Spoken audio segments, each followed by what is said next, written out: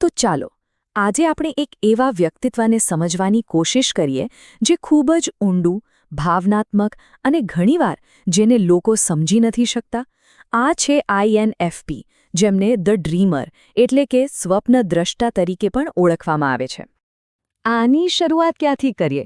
ચાલો એ સામાન્ય લાગણીથી જ શરૂ કરીએ જે ઘણા INFPs અનુભવે છે, એટલે કે દુનિયાથી થોડું અલગ હોવાની લાગણી. શું ક્યારેય એવું લાગ્યું છે કે મન પોતાના વિચારો આ વાસ્તવિક દુનિયામાં છે જ નહીં, પણ ક્યાંક બીજે જ જીવી રહ્યું છે? એક એવી દુનિયા જે કલ્પનાઓ અને ગહન વિચારોથી બનેલી હોય. અને આ તો કદાચ વારંવાર સાંભળવા મળતું હશે નહીં કે કોઈ વ્યક્તિ આટલી બધી ભાવુક કેમ છે, નાની નાની વાતમાં આટલું બધું કેમ અનુભવે છે. આ એક એવી ટીકા છે જે અત્યંત સંવેદનશીલ લોકોને હંમેશા સાંભળવી પડે છે. અને એ જ રીતે આ સવાલ પણ, તમે આટલા શાંત કેમ રહો છો, કદાચ આ પણ બહુ પરિચિત લાગશે.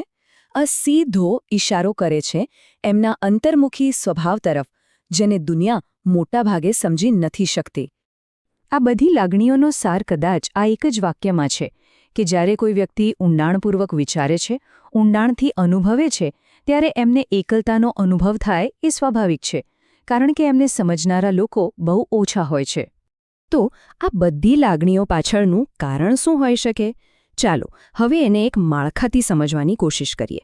અને એ માળખું છે INFP.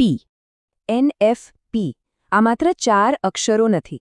આ એક એવા વ્યક્તિત્વનો પ્રકાર છે જેમનો મુખ્ય હેતુ જીવનમાં કોઈ અર્થ, કોઈ હેતુ શોધવાનો છે. એ લોકો ખાલી જીવન જીવવા માટે નથી જીવતા, એ લોકો જીવનનો અર્થ શોધવા માટે જીવે છે. ચાલો આ દરેક અક્ષરનો મતલબ શું થાય છે એ જોઈએ.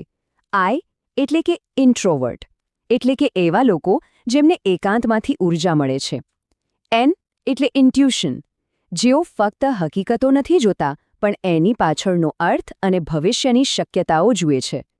F એટલે ફીલિંગ, જેઓ મગજ કરતાં વધુ દિલથી નિર્ણયો લે છે. અને P એટલે પરસીવિંગ, જેમને બંધિયાર જીવન પસંદ નથી, એમને સ્વતંત્રતા ગમે છે.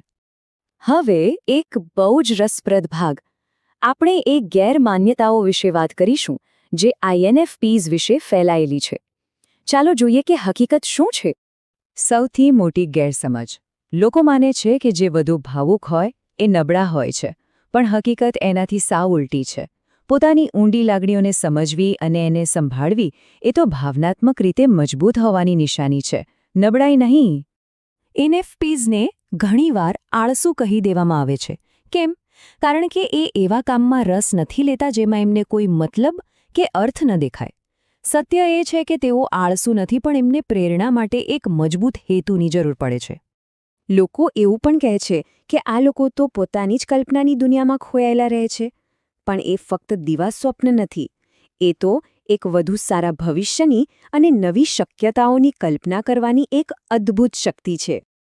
તો આ બધી વાતો પરથી એક વસ્તુ તો સાફ છે, જે બાબતોને લોકો નબળાઈ સમજે છે એ જ તો ખરેખર INFP વ્યક્તિત્વની અનોખી અને શક્તિશાળી તાકાત છે. ચાલો હવે એ શક્તિઓ પર ધ્યાન આપીએ. જુઓ, આને એમની સુપરપાવર્સ કહી શકાય. ઊંડાણપૂર્વક વિચારવાની ક્ષમતા, તીવ્ર લાગણીઓ, સર્જનાત્મકતા, કલ્પના શક્તિ, બીજાના દુઃખને સમજવાની સહાનુભૂતિ અને પોતાના મજબૂત મૂલ્યો, આ બધું જ એમની અમૂલ્ય સંપત્તિ છે. તો સવાલ એ થાય કે આ બધી શક્તિઓ ક્યાં કામ આવી શકે? લેખક, કાઉન્સિલર, શિક્ષક, કલાકાર, અથવા તો એક એવા નેતા જે દિલથી નેતૃત્વ કરે. આવા ઘણા રસ્તાઓ છે જ્યાં INFPs ખરેખર એક સંતોષકારક અને સફળ જીવન જીવી શકે છે. ખાલી થિયરીની વાત શું કરવી? ચાલો એક નાનકડી વાર્તાથી સમજીએ કે આ ગુણધર્મો વાસ્તવિક જીવનમાં કેવી રીતે દેખાય છે. આ વાર્તા છે રિયાની. રિયાને હંમેશા એવું લાગતું કે એ બીજાઓથી થોડી અલગ છે. જ્યાં એના મિત્રોને પાર્ટીઓ અને મોજમસ્તીમાં મજા આવતી, ત્યાં રિયાને ઊંડાણભરી વાતચીત, સંગીત અને લખવામાં આનંદ મળતો. અને હા, એને પણ એ જ બધી ટીકાઓ સાંભળવી પડતી જેની આપણે શરૂઆતમાં વાત કરી હતી. તું બહુ વધારે વિચારે છે, તું બહુ વધારે અનુભવે છે, તું તો બસ સપના જ જોયા કરે છે. પણ રિયાએ પોતાના સાચા સ્વભાવને દબાવ્યો નહીં. તે એક લેખક બની અને પોતાની કળાથી લોકોના જીવનમાં બદલાવ લાવવા લાગી. જ્યાં બીજાઓને કંટાળો આવતો, ત્યાં એને સંતોષ મળતો. એણે સાબિત કરી દીધું કે પોતાના સાચા સ્વભાવને અપનાવીને જ અર્થપૂર્ણ જીવન જીવી શકાય છે. હા, એનો મતલબ એવો બિલકુલ નથી કે કોઈ પડકારો જ નથી.